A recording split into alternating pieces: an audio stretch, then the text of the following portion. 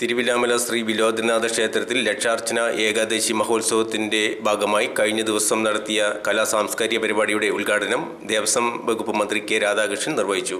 Devaswom board പ്രസിഡന്റും മെമ്പർമാരും ജനപ്രതിനിധികളും ചടങ്ങിൽ പങ്കെടുത്തു. മാർച്ച് 7-നാണ് ഏകാദശി വിളക്ക്.